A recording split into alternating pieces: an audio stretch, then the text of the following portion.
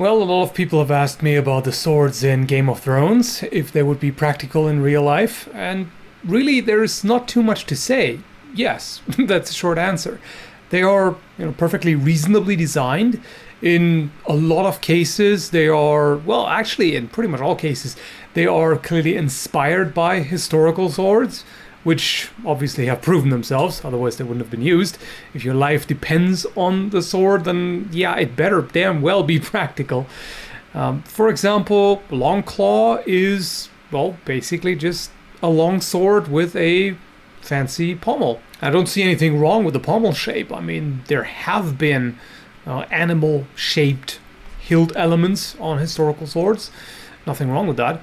And overall, it looks like it's reasonably shaped. It's not overly large or overly thick, as is often the case with less practical designs. So nothing wrong with that.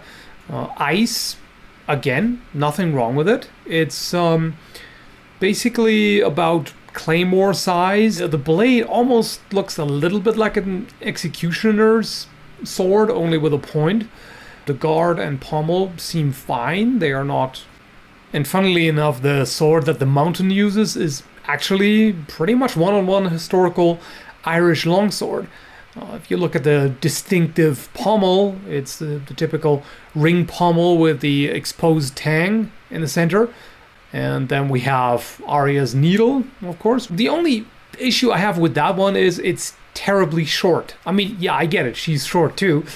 But it doesn't seem like the greatest idea if your reach is limited in the first place because of your height to then go with a very short blade. I'm pretty sure she could handle a longer blade, and considering that it's basically a rapier or small sword blade, so it's really only for thrusting, it would be terrible for cutting. I don't actually even know if it even has an edge. It doesn't necessarily look like it, so it's definitely optimized for thrusting, and for that it would definitely make sense to have more reach. But otherwise, nothing wrong with it. I mean, it's clearly inspired by rapier small swords, so it doesn't have a very extensive guard, unlike an actual small sword, but in principle it's pretty much the same thing. It's only shorter, but yeah, it would be usable. And finally, the Dothraki Eric is pretty clearly inspired by the Egyptian khopesh. In fact, I have it right here. You can see it's basically the same thing. Sickle sword, and the arakh is obviously larger and two-handed version, but there were very similar swords in history. Also, African sickle swords look very similar, like the shotel and the Mambele sword. It's all along the same lines. Basically, to me, it looks like a hybrid between that kind of sword and a falx. It's a pretty similar idea, two-handed use for the most part, although you can also use it with one.